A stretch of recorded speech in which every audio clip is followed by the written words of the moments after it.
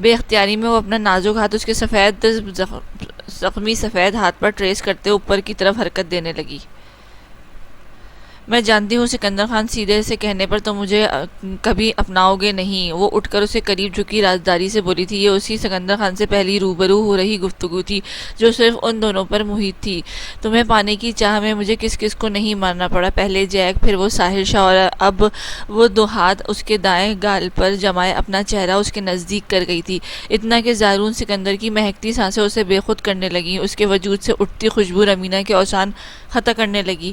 وہ کئی راتیں دراب خان کے ساتھ گزار چکی تھی، ایسا دراب کو لگتا تھا، کیونکہ جو پرفیوم وہ لگاتی تھی اس کی مہک سے کچھ ہی منٹوں بعد دراب خان کی نیند کی آغوش میں چلا جاتا تھا، اور اب 5 سالوں سے دراب خان کو یہی لگتا آیا تھا کہ وہ ماں نہیں بن سکتی، حالانکہ حقیقت یہ تھی کہ ان کے درمیان کوئی تعلق بنا ہی نہیں تھا۔ یہ الگ بات تھی کہ دراب خان اس کی ہر حرکت سے واقفیت رکھتے ہوئے بھی اس کی ہر حرکت پر انجان بنتے اس کا بھرپور ساتھ دے رہا تھا۔ اور اب اس زرغان خان کی باری ہے، سکندر، جو کوئی میرے اور میرے سکندر کے راستے میں آئے گا میں اسے ہمیشہ ہمیشہ کے لیے جان سے مار دوں گی۔ وہ بے قراری سے اس کے چہرے کو انگلیوں سے چھوتی پاگل پن سے بول رہی تھی، یہ جانے بنا کہ اس کی ہر ایک بات مانیٹر کی جا رہی ہے۔ تم صرف اور صرف ہورب کے ہو سکندر خان، ہورب کے سکندر۔ تمہیں پانے کے لیے میں نے اپنے فیونسے جیک کو مار ڈالا۔ دراب خان اسکرین پر چلتے منظر کو بے یقینی سے دیکھ رہا تھا۔ وہ آج تک نہیں جان پایا تھا کہ جیک رمینہ کا منگیتر تھا۔ وہ ساحر شاہ مجھے دھمکی دے کر نکلا تھا کہ وہ مجھے تم سے دور کر دے گا، میں نے اسے ہی اس دنیا سے دور کر دیا۔ وہ اب اس کے ماتھے پر بندی سفید پٹی پر ہونٹ رکھتے مدہوشی میں بولی تھی۔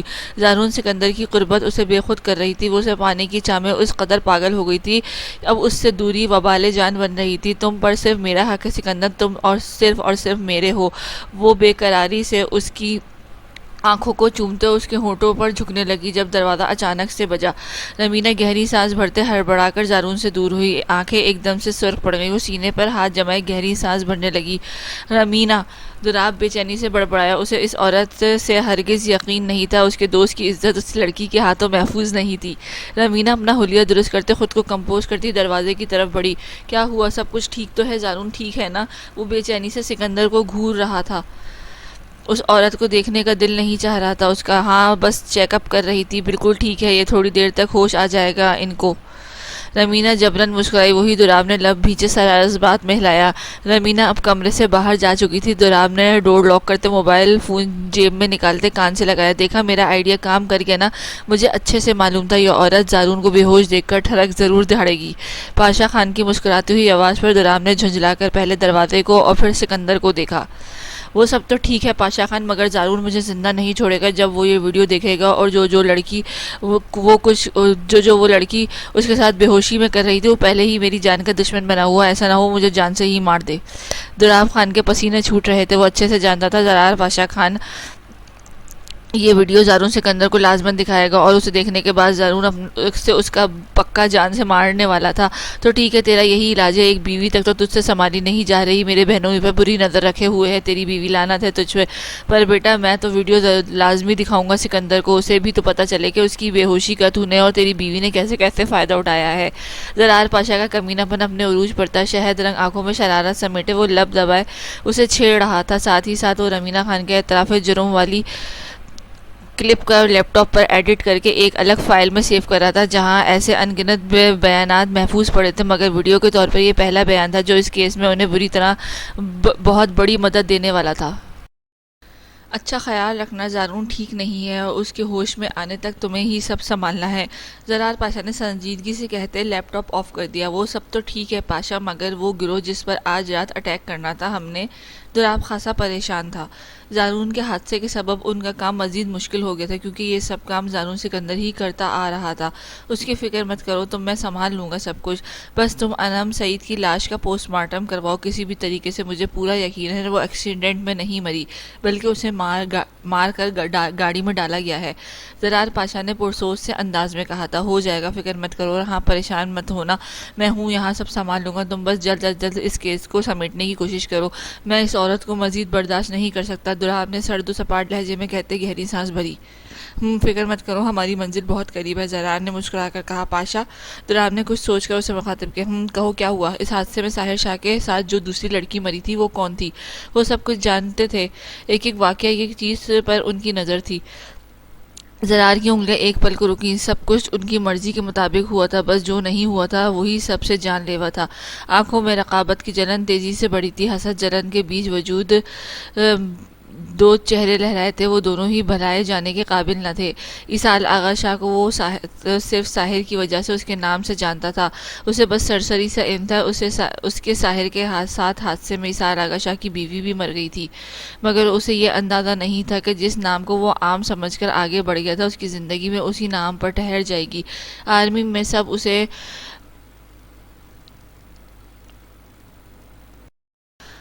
میں سب اسے ان بیٹیبل کہتے تھے، مگر وہ اپنی محبت، اپنی زندگی کی جنگ میں اسحاق آغا شاہ سے ہار گیا تھا۔ یہ جلن تو اب تا عمر رہنے والی تھی، کیونکہ جو اس نے کھویا تھا وہ بھلائے جانے کے قابل تو ہرگز نہیں تھا۔ وہ میرے رقیب کی بیوی تھی دولاب خان، وہ میری محمل کی سوتن تھی۔ دولاب خان اس لہجے میں ٹوٹے کانچ کی کرچیاں تھیں۔ دولاب خان کچھ لمحوں کے لیے کچھ بول نہ سکا، اس سے بہتر کون جانتا تھا جلال پاشا خان کے عشق کو۔ اس کی لامحدود محبت کی ہر کہانی اس لڑکی سے شروع ہو کر اس پر ختم ہو جاتی تھی جو آج اس کے نصیب میں نہیں رہی تھی۔ تو پھر ایک ملاقات تو بنتی ہے اس شخص سے پاشا، اسے بھی پتہ چلے جسے وہ اپنی غلطی مانتا آ رہا ہے وہ در حقیقت ایک حادثہ نہیں، ایک سوچی سمجھی سازش تھی۔ دولاب خان نے سنجیدگی سے کہا تو دوسری طرف وہ بنا کوئی جواب دیے غصے سے کال کاٹ گیا۔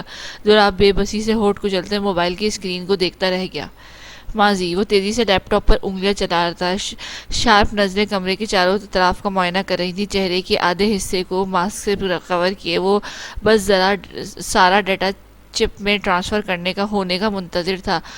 لوڈنگ شروع ہو چکی تھی، فائل کو وہیں سے بیک کرتے ساحر نے ایک ڈیجیٹل فائل پر کلک کیا۔ وہ ایک ویڈیو اور جانے کتنے ہی لڑکیوں کی تصاویروں پر مشتمل فائل تھی۔ ویڈیو پر پریس کرتے ہی ساحر کے ماتھے پر ڈھیروں بل سمٹے، ہر طرح کا غیر قانونی کام اس ویڈیو میں دکھایا جا رہا تھا۔ پاکستان کے ہر چھوٹے بڑے حصے کو ایک شارٹ ایک فائل میں نام کے ساتھ سیو کیا گیا تھا۔ یہ وہ علاقہ، وہ شہر تھا جہاں رمینا اور اس کا گروہ اپنے غیر قانونی کام چلا رہے تھے۔ یہ سب ان کی سوچ سے بھی زیادہ وسیع پیمانے پر تھا۔ قدموں کی آہٹ پر ساحر نے گھوم کر پیچھے کی طرف دیکھا، لوڈنگ ابھی تک جاری تھی۔ وان دروازہ کھلنے کی آواز پر وہ بھاگ کر دروازے تک پہنچا۔ دروازہ کھلتے ہی ایک ہٹا کٹا آدمی اندر داخل ہوا، سامنے ہی لیپ ٹاپ کی اسکرین آن دیکھ کر وہ فوراً سے ہڑبڑا کر آگے پیچھے دیکھتے جیسے ہی مڑا، ساحر نے زوردار پنچ اس کے جبڑے پر رسید کیا۔ وہ آدمی لڑکھڑا گیا، اسے ہوش سنبھالنے سے پہلے اس کی گردن کے گرد بازو لپیٹے ساحر نے ایک جھٹکے سے گردن موڑ دی۔ بنا آہٹ کیے وہ اس مردہ وجود کو آہستگی سے فرش پر پھینکتے ساحر نے بھاگ کر لیپ ٹاپ کو دیکھا۔ لوڈنگ مکمل ہوتے ہی وہ چپ نکالتے اپنی کھڑکی کی بیک پر فٹ کرتے تیزی سے کھڑکی کی سمت بھاگا۔ سارا کام سمیٹتے اسے حویلی میں پہنچنے میں کافی دیر ہو گئی تھی۔ رات کے 1 بجے قریب وہ ہوڈ کی پاکٹس میں ہاتھ پھنسائے اپنے کمرے میں داخل ہوا۔ خوشبو کا تیز جھونکا اس نے نتھنوں سے ٹکرایا تھا۔ نظریں بے چینی سے پورے کمرے میں گھومی، سامنے ہی صوفے پر ٹیک لگایا اس کا انتظار کرتے کرتے سوئی تھی۔ دونوں ہاتھوں میں بھر بھر کر سرخ چوڑیاں پہنے وہ اس سرخ ساڑی میں ملبوس ہلکے سے میک اپ میں قہر ڈھا رہی تھی۔ ساحر لب دبائے ایک بھرپور نگاہ اس قاتل حسینہ پر ڈالے، اپنی ہوڈ اتارتے واش روم کی سمت بڑھ گیا۔ نیم گرم پانی سے شاور لینے کے بعد وہ کافی ہلکا پھلکا محسوس کر رہا تھا۔ تھوڑی ہی دیر میں وہ بلیک ٹراؤزر میں شرٹ لیس سا کمرے میں داخل ہوا۔ نعمت اٹھ کر بیٹھی، اب آنکھیں مسل رہی تھی، چہرہ غصے سے پھولا رکھا تھا۔ ایک پل کو ساحر کے بالوں میں چلتے ہاتھ تھمے وہ لب دبائے گہری سانس بھرتے صوفے تک پہنچا، ایک دم سے جھکتے نعمت کو باہوں میں بھرا جو اس کی اچانک کی جانے والی حرکت پر بوکھلائی تھی۔ دونوں شانوں کو کپکپاتے ہاتھوں سے جگڑتے وہ پھیلی آنکھوں سمیت اسے دیکھنے لگی۔ نیچے اتارے مجھے، غصے سے اسے گھورتے وہ سنجیدگی سے بولی تو ساحر نے لب دانتوں تلے دبائے شرارت سے سر نفی میں ہلایا۔ اس کی حرکت پر نعمت مزید سیخ پا ہوئی۔ میرا دل چاہ رہا ہے جانم اس پورے بیڈ کو گلاب کے پھولوں سے بھر دوں، تمہارا یہ نازک وجود اس بستر پر یوں لٹانے کا حقدار تو نہیں ہے۔ وہ مخمور نگاہیں اس کے نقوش پر پھیرتے آنچ دیتے بہکے ہوئے لہجے میں بولا۔ نعمت اسے گھور تک نہ سکی، البتہ اس کی باہوں میں سرخ چہرے سمیت رخ موڑ گئی۔ اس کی خاموشی پر ساحر نے نرمی سے اس کی پیشانی چومتے اسے بیڈ پر منتقل کیا۔ وہ جو گھبرائی ہوئی سی خود میں سمٹی تھی، یار اب اتنا بھی مت شرمایا کرو میری جان، تمہارا یوں شرمانا میری جان لے لے گا کبھی۔ وہ ایک دم سے اس کی گود میں سر رکھتے نعمت کے ہاتھوں کو لبوں سے لگاتے گمبھیر لہجے میں بولا، آپ کو ان مرنے مرانے کی باتوں کے سوا کچھ نہیں آتا، جائیں مجھے بات نہیں کرنی آپ سے۔ وہ خفگی سے اپنے ہاتھ کھینچتے اپنے روٹھے پن سے کروٹ بدل کر لیٹ گئی تھی۔ ساحر نے گہری سانس بھرتے محبت وہ بھری، وہ اٹھ کر اس کے قریب لیٹا، ہاتھ بڑھاتے اسے نرمی سے اپنے اندر اپنی سمت کھینچا جو اب اپنی بڑی بڑی نم آنکھوں سے اسے گھور رہی تھی۔ اچھا نہ، آئندہ نہیں کہوں گی۔ وہ اسے کان میں پہنے جھمکے کو چومتے مخمور لہجے میں بولا۔ نعمت کچھ ڈھیلی پڑی، وہ مسلسل اس کے بالوں میں انگلیاں چلاتے اسے پرسکون کر رہا تھا۔ آپ آج بھی لیٹ آئے، کچھ دنوں تک آپ نوکری پر چلے جائیں گے، مجھے بالکل بھی اچھا نہیں لگ رہا۔ ساحر بھیگی آنکھوں سے اسے دیکھتی ہوئے ایک دم سے اس کے سینے سے آ لگی تھی۔ ساحر نے گہری سانس بھرتے اسے نرمی سے خود میں بھینچا۔ کچھ کام تھا اس لیے لیٹ ہو گیا، اگر مجھے پتا ہوتا کہ میری فرمائش پر میری بیوی یوں ریڈی ہو کر میری منتظر ہوگی تو کب کا آ چکا ہوتا۔ نعمت کی گلابی گال کو چومتے وہ محبت بھرے لہجے میں بولا۔ نعمت نے سر اٹھایا، اسے دیکھا جس نے جھکتے اس کی آنکھوں کو باری باری چوما تھا۔ یار رویا تو مت کرو، ان آنکھوں میں آنسو اچھے نہیں لگتے مجھے، وہ بے قراری سے بول رہا تھا، اور نعمت خدا کا شکر گزار ہو رہی تھی کہ جو اس نے اتنا چاہنے والا، اتنا قدر کرنے والا شوہر اس کے نصیب میں لکھا تھا۔ آپ چلے جائیں، مجھے یہاں کچھ بھی اچھا نہیں لگے گا، آنٹی کو میں اچھی نہیں لگتی، باقی سب بھی اچھے سے بات نہیں کرتے، غصے سے گھورتے وہ اس کے بازو پر سر رکھے بول رہی تھی، اور ساحر بے بسی سے اسے دیکھ رہا تھا۔ وہ بیچاری نہیں جانتی تھی کہ یہ سب ساحر کی ضد کی وجہ سے ہوا تھا۔ اس کے میورے اس کی شادی کہیں اور کرنا چاہتی تھی، مگر اس نے ضد لگا کر نعمت شاہ کو حاصل کیا تھا۔ نعمت بھی نہیں جانتی تھی کہ وہ ساحر شاہ کی محبت ہونے کے سبب سب کی نظروں میں کھٹکتی ہے۔ فکر مت کرو میری جان، اب اس بار تم اکیلی نہیں رہو گی، وہ اس کی آنکھوں میں دیکھتے شریر لہجے میں بولا۔ نعمت نہ سمجھی سے اسے دیکھے گئی، جس نے نرمی سے اس کے تھوڑی چومتے آنکھ دبائی۔ نعمت اس کی بات کا مفہوم سمجھتے شرم سے لال پیلی ہوئی تھی، اس کا اپنا چہرہ اس کے سینے میں چھپایا وہ اسے کہکا لگانے پر مجبور کر گئی۔ ساحر شاہ کے کہکے پورے کمرے میں گونج رہے تھے، جبکہ نعمت شاہ شرمائی لجائی سی اپنی اس کی باہوں میں سمٹی ہوئی پڑی تھی، جو اس کا محافظ، اس کا کل سرمایہ تھا۔ حال کیا ہوا ہے؟ میرے آقا کو کہاں ہے؟ وہ آقا جان ہانپتے ہوئے حویلی میں داخل ہوئے۔ پوری حویلی میں موت سے سناٹا چھایا ہوا تھا۔ سمینہ شاہ ایک طرف بیٹھی ہوئی تھی، جبکہ نفیسہ شاہ کہیں دکھائی نہیں دے رہی تھی۔ آقا جان کا چہرہ خوف اور گھبراہٹ کے سبب لال پڑتا جا رہا تھا۔ سرکار سائیں سب سے اوپر ہیں۔ بڑے سرکار سائیں کے کمرے کے باہر اسحاق آقا شاہ کی حویلی واپس آنے والے ایک ملازم نے عجلت بھرے انداز میں آگے بڑھتے انہیں آگاہ کیا۔ کس کی اجازت سے تم نے زنان خانے میں قدم رکھا؟ دفع ہو جاؤ یہاں سے۔ شعلہ بار نظروں سے اس ملازم کو گھورتے ہوئے دہاڑے تھے۔ ملازم بھاگتے ہوئے زنان خانے کی حدود سے نکلتا چلا گیا۔ وہی نوری بھاگ کر آقا جان تک آئی۔ سرکار سائیں ملازم کو حکم سائیں بادشاہ نے یہاں معمور کیا ہے، وہ بڑے سرکار سائیں پر حملہ ہوا، اس لیے حکم سائیں نے ان سب ملازموں کو یہیں تعینات کیا ہے۔ نوری کپ کپاتے ہوئے لہجے میں ڈر و وحشت سے نیلی پڑتے بولی تھی، جبکہ آغا پر حملے کی خبر سنتے آغا جان کے چہرے بے یقینی کے تاثرات گہرے ہوتے چلے گئے تھے۔ انتہائی حد تک جبڑے بھیجے وہ اب سیڑھیوں کی سمت بڑھ گئے تھے۔ کیا ہوا ہے؟ آقا کو کہاں ہے؟ وہ ہانپتے ہوئے گہری سانس بھرتے وہ اسحاق کے کمرے تک پہنچے۔ نفیسہ شاہ آنسو شال کے کونے سے رگڑتے انہیں دیکھنے لگی۔ آباد شاہ بھی سنجیدگی چہرے سمیٹے ایک کونے میں کھڑے تھے۔ آغا جان اب دونوں کو دیکھ کر محمل کو گھورنے لگے، جو بری طرح سے رو رہی تھی۔ وہ پہلو بدلتے آباد شاہ کی طرف متوجہ ہوئے۔ آقا جان کسی نے اسحاق کی گاڑی پر حملہ کیا ہے، گولی اس کے بازو کو چھو کر گزری ہے، گاڑی کا بیلنس بگڑنے کی وجہ سے ایکسیڈنٹ ہوا تھا، جس وجہ سے آقا کے سر پر گہری چوٹیں بھی آئی ہیں۔ آباد شاہ نے ہونٹ کچلتے ہوئے کہا تو آقا جان پہلو بدلتے رہ گئے، دونوں ہاتھوں کو مٹھیاں بھیجے وہ بند دروازے کو دیکھنے لگے۔ کیا کہا ڈاکٹر نے؟ اقبال اور اختر وہیں صوفہ وہاں رکھ چکے تھے۔ آقا جان بے جان ہو رہے، قدموں سمیت وہیں ڈھہ سے گئے۔ اسحاق آقا شاہ کو ملنے والی ذرا سی تکلیف ان کی روح کھینچنے کی صلاحیت رکھتی تھی۔ ابھی علاج جاری ہے، دعا کرے سب ٹھیک ہو۔ آباد شاہ گہری سانس بھرتے ہوئے تھے۔ آقا جان لب بھیج کر رہ گئے۔ محمل کی سستیاں انہیں بے چین کر رہی تھی۔ اس لڑکی کی تکلیف دینے میں انہوں نے کوئی کسر نہیں چھوڑی تھی، حتیٰ کہ وہ اسے تو انسان تک نہیں سمجھتے تھے۔ آج وہ ان کے غم میں برابر کے شریک ان کے آقا کے لیے بے تحاشا رو رہی تھی۔ وہ خاصے بے چین ہوئے تھے۔ اس لڑکی کو لے جاؤ یہاں سے نفیسہ، ایسے ہی روتی رہی تو ہمارے پوتے کی صحت متاثر ہوگی، وہ سرد و سپاٹ لہجے میں کہتے محمل پر ایک نگاہ ڈالے رخ پھیر گئے۔ محمل نے بھیگی آنکھیں رگڑتے خفا نظروں سے انہیں دیکھا۔ کتنی فکر تھی انہیں اس کی اولاد کی، مگر اس فکر میں اس اولاد کی ماں کہیں بھی شامل نہیں تھی۔ محمل اٹھو یہاں سے۔ نفیسہ شاہ آگے بڑھی تھی، مگر وہ ٹس سے مس نہیں ہو رہی تھی۔ بٹھاؤ بیٹا، اٹھ جاؤ، طبیعت خراب ہو جائے گی، جاؤ کمرے میں جا کر ریسٹ کرو تھوڑی سی۔ آباد شاہ گہری سانس بھرتے اس تک گئے، نرمی سے اپنا ہاتھ اس کے سر پر رکھتے وہ شفقت بھرے لہجے میں بولے۔ محمد نے سر اٹھایا، بھیگی آنکھوں سمیت انہیں دیکھا۔ جب سے وہ اس حویلی میں آئی تھی پہلی بار اسحاق آقا شاہ کے سوا کسی دوسرے نے اس کے لیے فکر دکھائی، سب سے بڑھ کر اس کے سر پر ہاتھ رکھا تھا۔ حکم سائیں، آپ مجھے مجبور مت کریں، جب تک سائیں ٹھیک نہیں ہو جاتے میں کہیں نہیں جاؤں گی، وہ ہچکیاں بھرتے آنکھیں رگڑتے ہوئے بولی تھی۔ نفیسہ شاہ اور آغا جان نے حیرت اور تعجب سے اسے دیکھا۔ وہ دونوں اپنے تئیں سار آغا شاہ سے سب سے زیادہ محبت کرنے کا دعوے دار تھے، مگر یہ نہیں سوچ رہے تھے کہ سامنے بیٹھی لڑکی اس کی بیوی تھی۔ اگر وہ تکلیف میں تھی تو ان سے کئی زیادہ تکلیف اسے تھی۔ اقبال جاؤ دوسرا صوفہ لگاؤ یہاں پر، محمل کا یوں اتنی دیر تک کھڑے رہنا آغا جان سے ہضم نہیں ہو پا رہا تھا، کیونکہ اگر وہ بیمار پڑتی تو اس کا ڈائریکٹ اثر ان کے وارث پر پڑتا، جو کہ وہ قطعی نہیں چاہتے تھے۔ تھوڑی ہی دیر میں وہاں ریلنگ کے ساتھ موجود خالی جگہ پر دوسرا صوفہ لگا دیا گیا تھا۔ محمل آباد شاہ کے اصرار پر خاموشی سے صوفے پر بیٹھی، اب بس اسے اسحاق آقا کی طبیعت ٹھیک ہونے کا انتظار تھا۔ امو بالکل ٹھیک ہوں میں، آپ روئیں تو نہ۔ شام 5 بجے کے قریب اسے ڈسچارج کر دیا گیا تھا۔ وہ ابھی داجان کی ضد پر، کیونکہ وہ خود حویلی پر زارون کی دیکھ بھال کرنا چاہتے تھے، فی الحال کے لیے وہ اوپر اپنے کمرے میں نہیں جا سکتا تھا، اس لیے اسے نیچے زرداج خان کے کمرے میں اسے لٹا دیتا کہ زرداج خان زخموں میں چور اپنے بیٹے کو دیکھ کر روئے جا رہی تھی۔ حریم اور گل قریب ہی ایک صوفے پر بیٹھی تھی، جبکہ داجان اور باقی سب مردان خانے میں ہی تھے۔ زارون کی حالت کے پیش نظر دولاب خان اور حریم خان آج یہیں رکنے والے تھے۔ نرگس خان اس وقت نعمت و نور کے پاس اپنے کمرے میں تھی۔ آغا جان کے جانے کے بعد سے ہی وہ بہت ڈر چکی تھی۔ نرگس خان، حریم اور گل کی کوششوں سے وہ قدر نارمل ہو گئی تھی، مگر پھر بھی وہ کمرے میں بھی اکیلی نہیں سو رہی تھی۔ اسی وجہ سے نرگس خان اسے اپنے پاس اپنے کمرے میں لے گئی تھی۔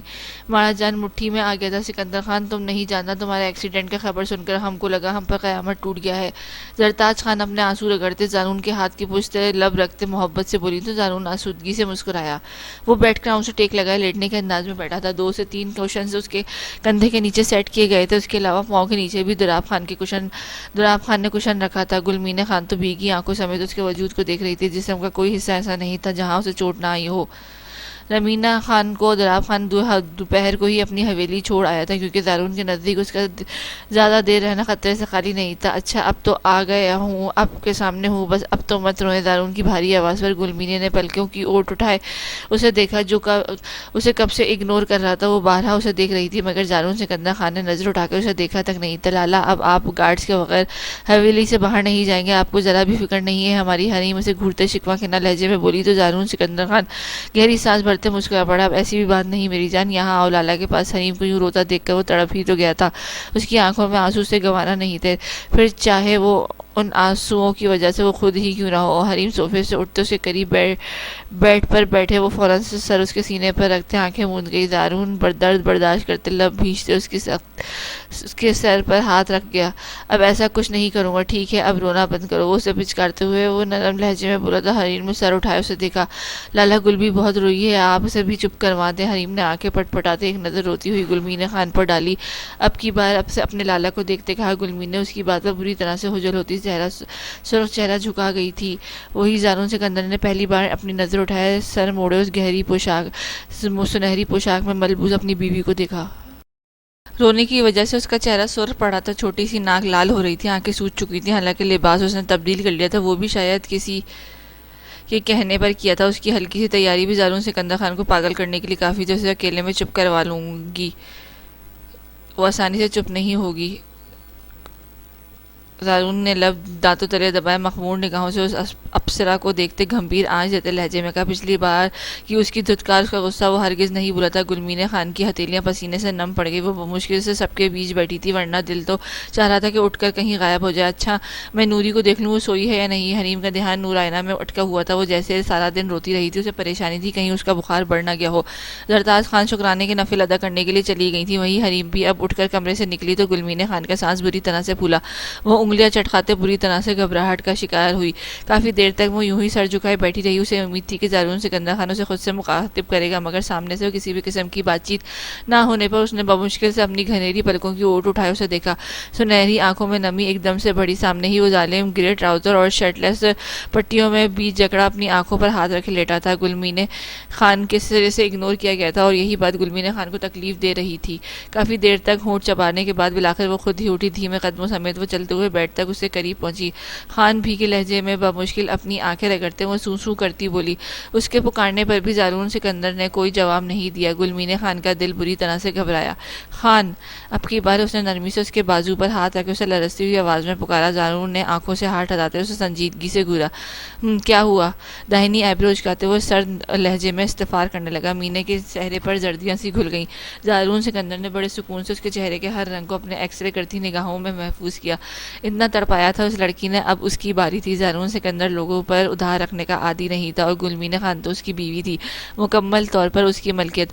آپ کو درد ہو رہا ہوگا، میں آپ کو دوا کھلا دوں؟ گلمین نے ہچکیاں روکتے بڑی مشکل سے بولی تھی۔ اسے دیکھنے سے گریز کیا تھا، اگر دیکھ لیتی تو یقیناً اس کے رونے میں روانی آتی۔ رہنے دو گلمین سکندر خان، تمہیں صرف درد دینا آتا ہے، میرے درد کی دوا کرنا تمہارے بس کی بات نہیں تھی کہ مغرور ناک چڑھائے وہ اتنے زخموں کے بیچ بھی خاصا مغرور اور دل فریب لگا تھا۔ ایک چھوٹی سی نگاہ ڈالتے ہی گلمین اپنے دھڑکتے دل سمیت نظریں جھکا گئی۔ ایسا نہیں ہے، میں کروں گی آپ کے زخموں کی دوا، بتائیں دوائی کہاں ہے؟ گلمین خان کو اس کی بات نے خاصی تکلیف پہنچائی تھی۔ زارون سکندر خان کو تکلیف میں دیکھنا اس کے بس سے باہر کی بات تھی، وہ بھلا کیوں اس کے زخموں کی دوا نہ کرتی۔ زارون سکندر خان نے بڑی مشکلوں سے اپنے لبوں پر امٹتی کمینگی بھری مسکراہٹ ضبط کی۔ اچھا سوچ لو، ایسا نہ ہو کہ امتحان کے وقت تم مکر جاؤ۔ سر جھٹکتے وہ طنزیہ انداز میں ہنس پڑا۔ اس کا ہنسنا بھی گلمین خان کو چبھا تھا۔ اسے اب صحیح معنوں میں محسوس ہو رہا تھا کہ وہ کسی چاہنے والے کی طنز کتنی تکلیف دیتے ہیں۔ میں کروں گی، آپ بتائیں بس، وہ آنسو رگڑتے مضبوط لہجے میں بولتے اب آگے پیچھے نظریں دوڑانے لگی۔ زارون نے افسوس بھری نگاہوں سے اسے دیکھا جو دوا ڈھونڈ رہی تھی۔ میری دوا یہاں پر نہیں، تمہارے پاس ہے گلمین خان، زارون سکندر خان نے بڑے سنجیدہ لہجے میں اسے سر تا پیر گھور کر جتایا۔ گلمین کچھ چونکی، سنہری آنکھیں بڑی تیزی سے پھیلی تھی۔ زارون نے گہری سانس بھرتے اپنے آپ پر ضبط کیا۔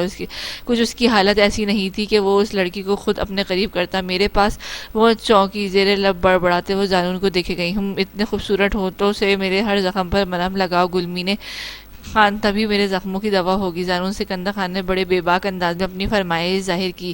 گلمین خان کے چہرے کی اڑی رنگت دیکھ کر وہ اندازہ لگا سکتا تھا کہ وہ کبھی اس کی خواہش پوری نہیں کرے گی۔ جاؤ گلمین خان، میں نے پہلے ہی کہا تھا کہ تمہارے بس کی بات نہیں، زارون نے نروٹھے پن سے کہتے اب کی بار بازو پھر سے آنکھوں پر رکھا۔ گلمین خان بے بسی سے اسے دیکھ رہی تھی، لب کچلتے وہ آنکھیں رگڑتے بے بسی سے وہیں کھڑی تھی۔ وہ اس سے دور نہیں رہ سکتی تھی۔ اس ایک حادثے نے اسے اچھی طرح سے باور کرا دیا تھا کہ سامنے لیٹا شخص اس کی زندگی، اس کی سانسوں کے لیے کتنا ضروری ہے۔ زارون سکندر خان آنکھوں پہ ہاتھ جمائے دل ہی دل میں بری طرح سے مچل رہا تھا۔ آنکھیں اپنی گردن پر کسی کی نرم گرم ہونٹوں کا لمس محسوس کرتی ایک لمحے میں جیسے اس کی سانسیں روکی تھیں۔ وہ یوں ہی ٹرانس کی کیفیت میں لیٹا اپنی سانسیں روکے اس میٹھے سے لمس کو محسوس کر رہا تھا۔ گلمین خان اس کی گردن، اس کے ہاتھ پر آئے ہر زخم کو اپنے ہونٹوں سے چھو رہی تھی۔ اس کا ہر لمس پہلے سے زیادہ روح پرور تھا۔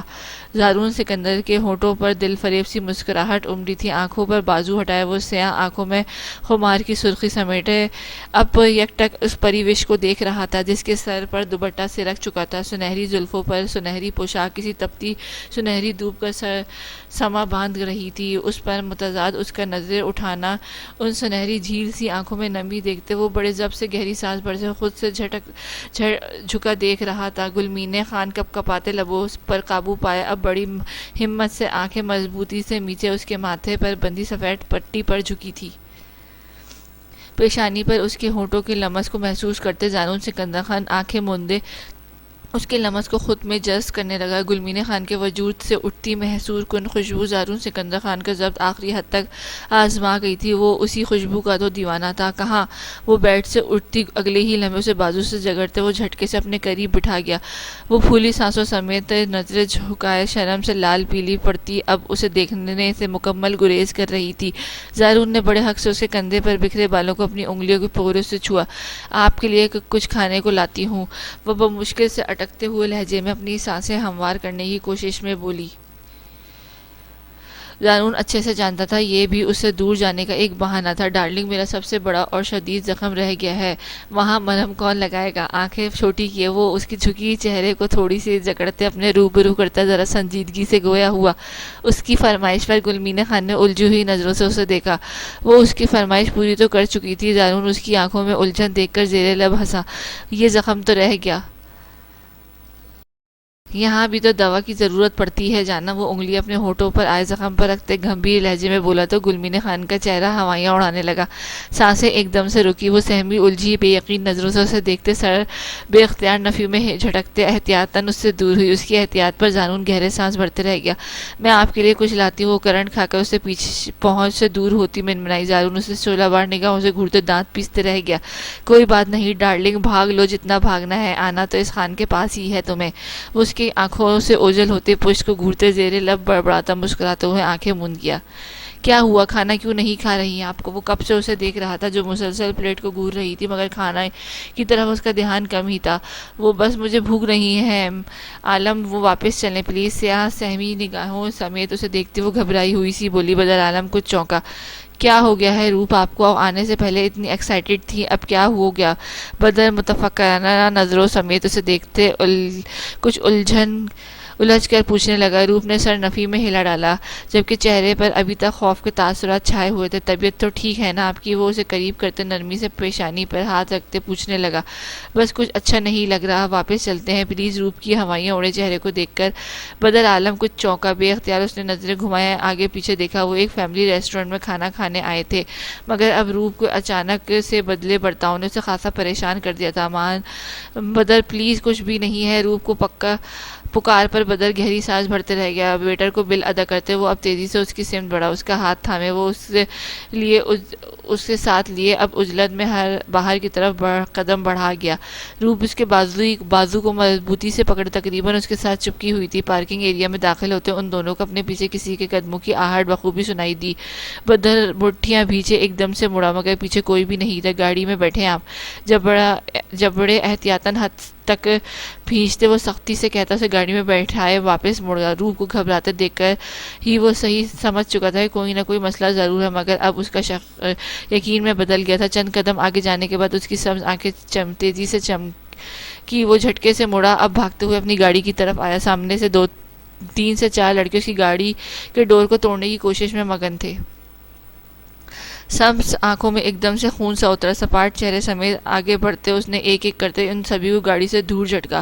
وہ لوگ روپ کو ڈرانے کے لیے آئے تھے, مگر اب بدر عالم شاہ کو یہاں دیکھ کر وہ چاروں ہی گھبرائے. ان کے چہرہ رومال سے کور تھے, اسی لیے بدر انہیں پہچان نہ سکا.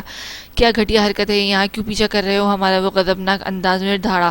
ان چاروں نے اب کی بار سرد نظروں سے بدر کو گھورا. وہ کوئی عام لڑکے نہیں تھے جو اسے چلانے پر شرافت سے بھاگ جائے. وہ کون سی گھٹیا حرکت بے, ابھی تو کچھ گھٹیا کیا ہی نہیں اپن نے. ویسے کیا مست پیس لیے گھوم رہا ہے تو؟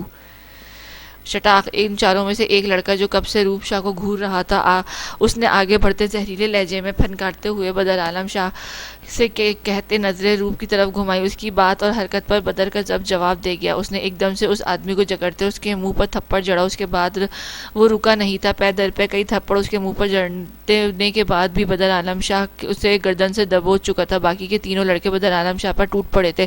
روح خوف زدہ سی نظروں سے یہ منظر دیکھتے سہمے ہوئے منہ پر ہاتھ رکھ گئی. بدر اب ان چاروں سے لڑ رہا تھا, مگر وہ چاروں ایک اکیلے پر بھاری تھے. ان میں سے ایک نے غصے سے دانت پیستے نظریں آس پاس دوڑائی. بدر عالم شاہ بپرا ہوا ان کے قابو سے باہر ہو رہا تھا, جبھی ان میں سے ایک نے پیچھے سے آتے اس کے سر پر اینٹ سے وار کیا.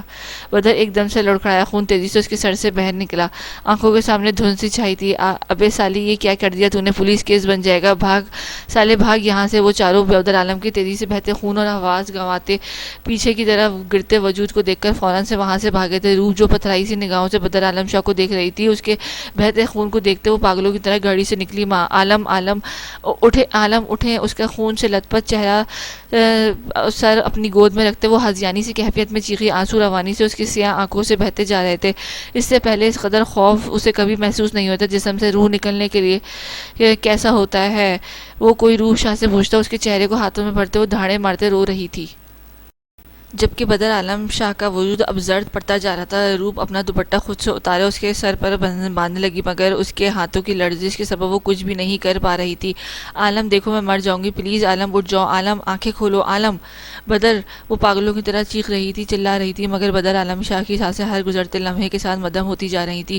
روپ اس کا سر گود میں اٹھائے نیچے رکھتی اب گیٹ کی سمت بھاگی. اس وقت وہ کچھ بھی سوچنے سمجھنے کی کیفیت میں ہرگز نہیں تھی۔ وہ پاگلوں کی طرح گیٹ کی دوسری طرف دوڑی، ننگے سر خون سے بھرے ہاتھوں سے اپنے آنسو رگڑتے۔ وہ بس کسی بھی طرح اپنے بدر عالم شاہ کو بچا لینا چاہتی تھی۔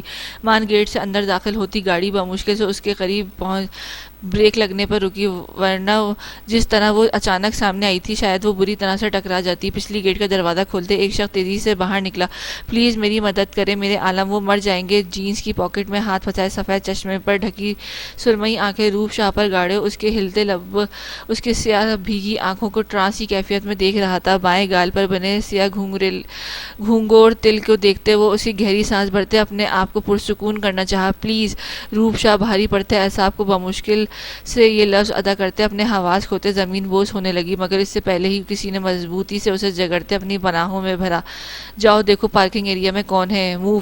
دوسری گاڑی سے نکلتے اپنے گارڈز کو حکم دیتے دانیال جعفر نے اس نازک وجود کو بڑی نرمی سے اپنی گاڑی کی بیک کی سیٹ پر منتقل کیا۔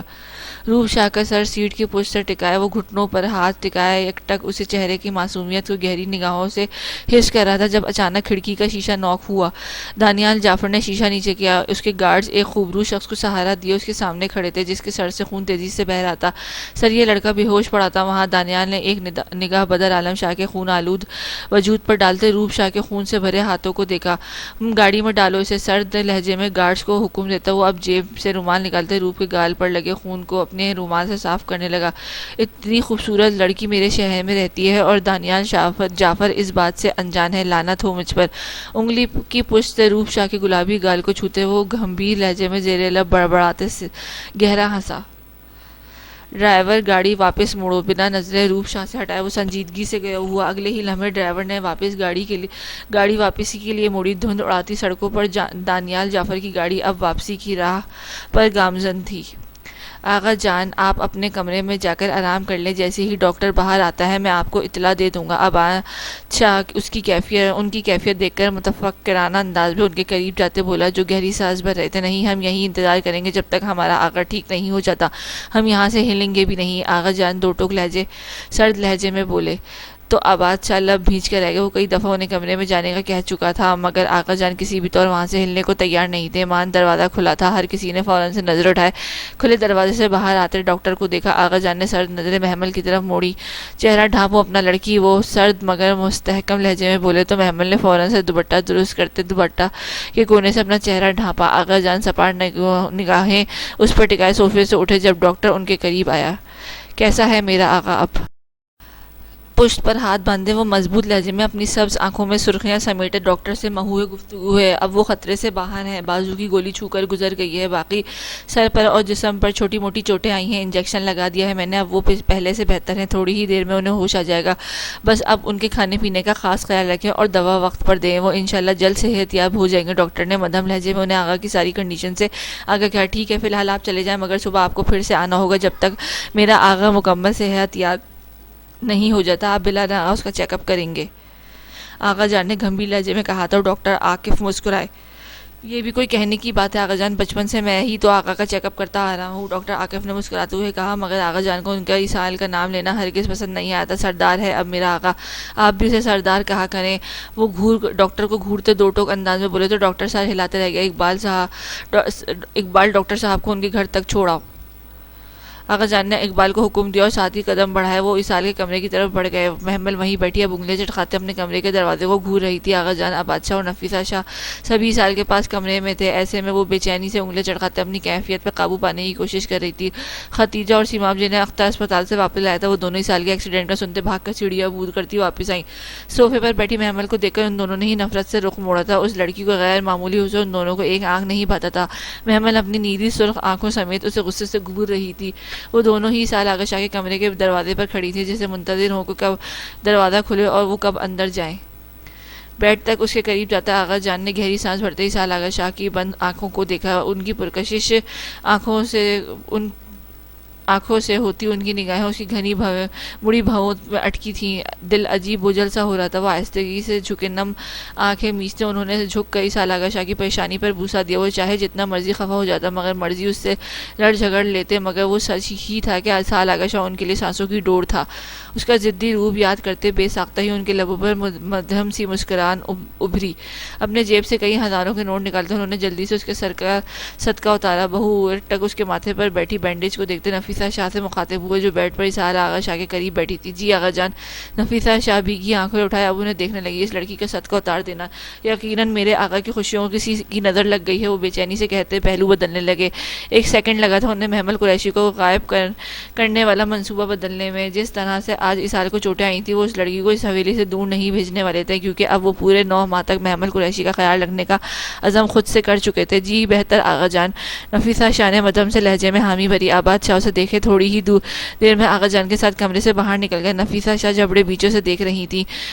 در حقیقت ان کے اندر آگ کے بھاپڑ چل رہے تھے. ان کا بیٹا زخموں سے چور لیٹا تھا اور سمینہ شاہ نے ایک دفعہ اسے دیکھنا تھا دور آگے بڑھ کر اسے سہارا تک نہیں دیا تھا اور اب جب وہ اپنے کمرے میں تھا تب سے انہوں نے ایک بھی بار اوپر جھانک کر نہیں دیکھا تھا. وہ ماں تھی سمینہ شاہ کی. دن بدن بڑھتی نفرت انہیں خاصی تکلیف دے رہی تھی. وہ نرمی سے اس کے سیاہ بالوں کو ماتھے کے پیچھے کی طرف سنوارنے لگی. جب ہلکا سا کسمسانے کے بعد اسحاق نے اپنے سیاہ سرخ خون کی ڈوریوں سے لبریز آنکھیں ہلکی سے کھولی. اماں. آنکھیں جھپکتے وہ زیر لب بڑبڑایا. نفیسہ شاہ نے نرمی سے اس کے دائیں گال پر ہاتھ رکھا. آغا میری جان میں یہی ہوں. بتاؤ کیا ہوا. کیا کہیں درد ہے. نفیسہ شاہ بے چینی سے اٹھتی اس کے مزید قریب ہوئی اور متفکرانہ انداز میں بولی. اس سے پہلے کہ اسحاق کوئی جواب دیتا دروازہ کھولتے سیما و خدیجہ اندر داخل ہوئی. نفیسہ شاہ نے گردن موڑے ان دونوں کو دیکھا. وہ محمل کو تصور کر رہی تھی مگر ان دونوں کو دیکھ کر وہ جھبڑے بھیج کر رخ موڑ گئی. میں ٹھیک ہوں آپ پریشان مت ہو. اسحاق ان دونوں کو نظر انداز کرتے اب بے تابی سے پورے کمرے میں نظریں گھمانے لگا. محمل اسے کہیں نظر نہیں دکھی. کیا ہوا. اٹھ کیوں رہے ہو بیٹا. لیٹے رہو. نفیسہ شاہ نے اسے اٹھتے دیکھ کر بے چینی سے بولی. اماں محمل کو بلا دیں. انہیں ڈھال سی کیفیت میں بولا تو نفیسہ شاہ گہری سانس بھرتے اٹھنے لگی. جبھی محمل قریشی دروازے سے اندر داخل ہوئی سائیں اسحاق کو اٹھتا دیکھ کر وہ گھبرا کر اسے پکارتے بھاگ کر اس تک گئی. سیبام نے زخمی نگاہوں سے اسے دیکھا تھا جو بڑے حق سے اسحاق آغا شاہ کے کندھوں پر اپنے بازو پھیلائے اسے سہارے سے بٹھا رہی تھی. محمل شرٹ پہنا دو مجھے. اپنی بند ہو رہی آنکھیں بمشکل سے اس پر ٹکائے وہ مدھم لہجے میں بولا. اس کی سانسوں کی ہلکی سی زیر و بم محمل کو اپنے چہرے پر محسوس ہو رہی تھی. اسے اس حالت میں دیکھ کر محمل کی آنکھیں پہلے سے بھی زیادہ شدت سے بھیگی. نفیسہ شاہ بیٹھ سے اٹھتی کرسی پر بیٹھی. وہ جانچتی نگاہیں محمل کے چہرے پر گاڑے اسے گھور کر دیکھ رہی تھی جس کے حسین چہرے پر اسحاق آغا شاہ سے زیادہ تکلیف جھلک رہی تھی. بھیگی نیلی آنکھیں دیکھ کر وہ لب سختی سے میچ گئی. محمل الماری سے اسحاق کی شرٹ نکالتے اب دوبارہ سے اس تک گئی. خدیجہ اور سیما مٹھیاں پیچھے نفرت بھری نگاہوں سے محمل قریشی کو گھور رہی تھی. آج اگر یہ لڑکی نہ ہوتی تو یقیناً ان دونوں میں سے کوئی ایک اس عالیشان مرد کی بیوی ہوتی. اس کے دل و جان کی مالک. نفیسہ شاہ بغور محمل قریشی کو دیکھ رہی تھی. آغا شاہ کا سر اس کے کندھے پر ٹکا تھا. وہ بڑی احتیاط سے اس کو شرٹ پہنایا. اب اس کی شرٹ کے بٹن بند کر رہی تھی. نفیسہ شاہ مطمئن سی ہوتی گہری سانس بھرتے اٹھی جب نگاہ ان دونوں پر پڑی جو آنکھوں میں جلن اور حسد کی چنگاریاں سمیٹے محمل کو دیکھ رہی تھی. تم دونوں یہاں کیا کر رہی ہو. چلو نیچے. نفیسہ شاہ کا لہجہ نہ چاہتے ہوئے بھی سرد پڑا تھا. وہ محمل کے ساتھ جیسا مرضی رویہ اختیار کرتی مگر وہ اب ان کی بیٹے کی بیوی تھی. کسی دوسرے کی نظر میں محمل کے لیے جلن نفرت یا حسد انہیں قطعی برداشت نہیں تھا. خدیجہ اور سیما بڑا کر حجل سی ہوتی ان کے کمرے سے نکلی. وہیں نفیسہ شاہ دروازہ باہر سے بند کرتی اب نیچے کی طرف بڑھ گئی. سائیں. محمل اس کی شرٹ کے بٹن لگاتے بڑی مدھم مگر نم آواز میں اسے پکارنے لگی جس نے بمشکل سے آنکھیں بند ہو رہی آنکھیں کھولیں. اس کا سر اس کے شانے سے ٹکایا. اب نرم گرم نگاہوں سے اسے روتی ہوئی بیوی کو دیکھا. انجیکشن کی وجہ سے وہ چاہ کر بھی اپنی آنکھیں مکمل طور پر نہیں کھول پا رہا تھا. محمل نے بھیگی آنکھوں سمیت اس کے چہرے پر لگی بینڈیج کو دیکھا. درد کی لہر سی اس کے پورے وجود میں اٹھتی محسوس ہو رہی تھی. کیا حشر بنا لیا ہے تم نے اپنا. سائیں کی جان. بے ہوش ہی ہوا تھا مرا تو نہیں ہوں. وہ بیٹھ گراؤنڈ سے ٹیک لگا. اسے نرمی سے اپنے سینے میں بھیجتے گھمبیر لہجے میں بولا. اس کے الفاظ پر محمل جھٹ سے اس سے دور ہوئی اور خفگی بھری نگاہوں سے اسے گھورنے لگی. آپ اچھے سے جانتے ہیں آپ کے سوائے اس دنیا میں میرا کوئی بھی نہیں ہے. آپ پھر بھی ایسی باتیں کرتے ہیں. نیلی آنکھوں میں ڈھیروں شکوے سمیٹے وہ سیدھا اس کے دل پر جا لگی تھی. اسحاق نے جھک کر اس کی تھوڑی پر بوسہ دیا. اسے سینے میں بھیجا. میرے ہوتے ہوئے کسی اور کی کمی باقی ہے کیا. اسحاق آغا شاہ بڑے مان سے اس کی نیلی جھیل سی شفاف گہری آنکھوں میں دیکھتے پوچھ رہا تھا. بالکل بھی نہیں. وہ زیر لب مسکرا کر کہتے ہیں. آنکھیں موندے اپنے سر آسودگی سے اس کے سینے پر رکھ گئی. جس نے بے اختیار اس کے سر پر بوسہ دیا اسے خود سے سمیٹا. آپ کو درد ہو رہا ہوگا سائیں. وہ اسے بازوؤں سے منتقل کر رہا جب محمل نے گھبرا کر اسے دیکھا۔ چہرے پر گھبراہٹ تیزی سے بڑھی تھی۔ سائیں کی جان، یہ چوٹیں بالکل معمولی ہیں، کل صبح تک ان کا درد بالکل منجمد ہو جائے گا۔ فی الحال کے لیے تم میرے قریب رہو، کیونکہ میری آنکھیں بند ہو رہی ہیں اور میں نہیں چاہتا کہ جب میں پوری طرح سے ہوش میں آؤں تو تم رو رو کر ان آنکھوں کا حشر بگاڑ لو۔ کمفرٹر دونوں پر برابر کرتے وہ اب سر تکیے پر رکھتے اسے خود میں بھیجتے گمبھیر لہجے میں بولا۔ محمل قریشی کے وجود سے اٹھتی بھینی بھینی سی جان لیوا مہک اس کے دل و دماغ میں سکون سے بھر گئی تھی۔ محمل اس کی باہوں کے مضبوط حصار میں اس کے وجود دوسرے بازو کو احتیاط سے تکیے پر رکھتے اب پھر سے اس کے سینے پر سر رکھے آنکھیں موند گئی تھی۔ جس قدر اسٹریس وہ لے چکی تھی، خود بخود نیند اس پر حاوی ہوتی جا رہی تھی۔ کچھ ہی دیر میں وہ سالہ گشا کی باہوں میں نیند کی وادیوں میں اتر گئی تھی۔ نعمت بیٹا تم بھی سو جاؤ، سارا دن نوری کی وجہ سے تم پریشان رہی ہو، اب تھوڑی دیر آرام کر لو۔ نرگس خان عشاء کی نماز سے فارغ ہو کر اس تک آئیں جو نور کو سینے سے ہلکے سے تھپک رہی تھی۔ نعمت نے سر اٹھایا، انہیں دیکھا۔ مورے میں ٹھیک ہوں، بس نور کو بخار چڑھ رہا ہے بہت تیز۔ پتہ ہے آپ کیا کروں میں؟ وہ متفکرانہ نظریں سمیت نور اور پھر نرگس خان کو دیکھتے بولی تو نرگس خان مدھم سا مسکراتے ہوئے اس تک آئی۔ بیٹا بچوں کو بخار ہو جاتا ہے، اس میں زیادہ فکر کی بات نہیں، دیکھنا صبح ڈاکٹر کو دکھا دیں گے تو خود ہی کل شام تک ٹھیک ہو جائے گی نوری۔ نرگس خان نور آئینہ کے نرم گالوں کو سہلاتے محبت بھرے لہجے میں بولی، نہیں آپ نہیں جانتی مورے، اسے بخار آپ کے بیٹے کی وجہ سے ہوا ہے۔ پاشا خان کی نوری کو خود سے اتنا اٹیچ نہ کرتے تو آج یہ سب نہ ہوتا۔ خود تو وہ چلے گئے ہمیں چھوڑ کر، ہماری بیٹی بیمار پڑ گئی، آپ دیکھ لیجئے گا، میں بالکل بھی معاف نہیں کرنے والی آپ کے بیٹے کو۔ نعمت شاہ خفگی شکوے بھرے لب و لہجے میں منہ پھیلائے نرگس خان سے انہی کے بیٹے کی شکایت کر رہی تھی جو لب دبائے اپنی بہو کو دیکھے گئی۔ صرف نوری ہی میرے بچے کے قریب ہو گئی تھی یا پھر میری بہو بھی؟ مشکوک نگاہوں نعمت پر ٹکائے وہ اسے گھورتے مسکراہٹ دبا کر بولی۔ نعمت ان کی بات پر اپنی سیاہ آنکھیں پوری طرح سے پھیلائے گھبرا کر سر فوراً سے نفی میں لگی۔ نہیں تو میں کیوں گھلنے ملنے لگی ان سے؟ اب کی بار نظر چرائے کہا تھا۔ اس سے پہلے کہ نرگس خان کو جواب دیتی حریم خان کمرے میں داخل ہوئی۔ لالا یہ لے آپ مورے سے بات کر لیں، پھر اپنی بیٹی اور بیوی سے جی بھر کر بات کر لیجیے گا۔ موبائل فون نرگس خان کی طرف بڑھاتے حریم نے آنکھیں پٹپٹاتے نعمت کو دیکھا جو اسے گھور رہی تھی۔ السلام علیکم پاشا، کیسے ہو میرے بچے؟ نرگس خان بیڈ پر نعمت کے قریب بیٹھی پاشا کو مسکرا کر اپنی ماں کو دیکھا۔ وعلیکم السلام مورے، میں بالکل ٹھیک ہوں، آپ کیسی ہیں؟ تکیہ درست کرتے وہ دیوار سے ٹیک لگاتا اب اسکرین پر نظر آتی نرگس خان سے موضوع گفتگو ہوا۔ میں بھی بالکل ٹھیک ہوں میرے بچے، مجھے خبر ملی ہے کہ میری ڈرپوک بیوی میری پرنسس کے ساتھ آج آپ کے خیمے میں پناہ گزین ہوئی ہے۔ کہاں ہے وہ ڈرپوک لڑکی؟ شہد رنگ آنکھوں میں شرارت سمیٹے وہ بظاہر سنجیدگی سے بولا۔ نعمت جس کا پورا وجود حسیات بنا اسے سن رہا تھا اب اپنے لیے لفظ ڈرپوک سنتے اس کا چہرہ ایک دم غصے سے تپ کر سرخ انار ہوا۔ لب بھیجے وہ غصے سے دانت پیسنے لگی۔ ڈرپوک تو نہیں ہے میری بہو، زرار بس معصوم ہے تھوڑی سی۔ نرگس خان نے لب دبائے غصے سے سرخ پڑتی آنکھوں سے دیکھا۔ وہ بیٹے کی آنکھوں میں شرارت بھاپ چکی تھی جبھی بے ساختہ ہی دھونٹوں پر مسکراہٹ گہری ہوئی۔ اچھا یہ لو بات کرو اپنی بیگم سے، میں ذرا زارون کو دیکھ لوں۔ نرگس خان مبہم سا مسکراتے ہوئے موبائل فون کان سے لگاتے نعمت کے حوالے کرتے بستر سے اٹھی۔ محترمہ ویڈیو کال شکل دیکھنے کے لیے کی جاتی ہے، تم چھت کیوں دکھا رہی ہو؟ موبائل اسکرین پر نظر آتی چھت کو دیکھتے وہ زرار لب دبائے بولا۔ نعمت گہری سانس بھرتے موبائل فون سامنے کر گئی۔ آپ کو میں ڈرپوک لگتی ہوں؟ زرار پاشا کی توقع کے عین مطابق وہ موبائل فون پر پھنکاری تھی تیکھے نین نکوش جس میں غصے کی سرخیاں تیزی سے گھل رہی تھی۔ زرار پاشا اس کے دل بھرے مکھڑے کو اپنے نگاہوں میں سے دل میں اتارتے دلکشی سے مسکرایا۔ ڈرپوک کو ڈرپوک ہی کہا جاتا ہے میری جان۔ دہانی آنکھ ونگ کرتے وہ بے باکی سے مسکرایا تو نعمت مزید سیخپا ہوئی۔ مجھے آپ سے بات کرنی ہی نہیں ہے، نعمت تڑپ کر بولی تو زرار نے لب دانتوں تلے دبائے۔ میں نے کون سا تم سے بات کرنے کے لیے تڑپ رہا ہوں؟ میری بیٹی سے بات کرواؤ۔ میری ناک چڑھائے وہ لبوں پر انگلیاں جمائے سنجیدگی سے بولا۔ تو اس کی بات پر نعمت نے آنکھیں حد درجہ پھیلی۔ نور سو رہی ہے؟ نعمت غصے سے سرخ رنگ سمیت بولی۔ تو بیک کیمرہ آن کرو، میں اپنی بیٹی کو سوتے ہوئے دیکھوں گا۔ زرار پاشا خان ابھی تک اپنی بیٹی پر قائم تھا۔ اس کے مسکرا کر کہنے پر نعمت نے خفگی سے اس کی شہد رنگ آنکھوں میں دیکھا۔ بیک کیمرہ آن کرتے نعمت نے موبائل فون نور کے سامنے کر دیا۔ سینوریٹا پاپا کی جان، زرار پاشا سوتی ہوئی نور آئینہ کو دیکھتے بے قرار لہجے میں بولا۔ 2 دن بھی نہیں ہوئے تھے وہ اسے واپس آئے، وہ ابھی سے اپنی بیٹی کو مس کرنے لگا تھا۔ آپ کی وجہ سے میری بیٹی کو بخار چڑھ گیا ہے پاشا خان، اب آپ یوں کال نہیں کریں گے، نعمت نے سنجیدہ لہجے میں کہتے ہوئے موبائل اپنے سامنے کیا۔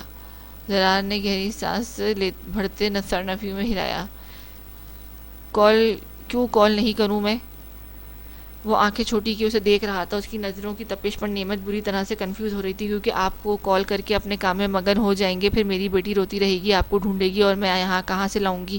نعمت نہ روٹھے پن سے بول رہی تھی. وہ دونوں سے جتنا اسے نور نے تنگ کیا تھا وہ وہی جانتی تھی، اور سب کے بعد اس کا زرار پاشا پر غصہ مزید بڑھ گیا تھا. نعمت، زرار پاشا، یہ میری بیوی، میری بیٹی کیا لگا رکھا ہے؟ نعمت اس کے انداز اور سنجیدہ لہجے پر کچھ چونکی.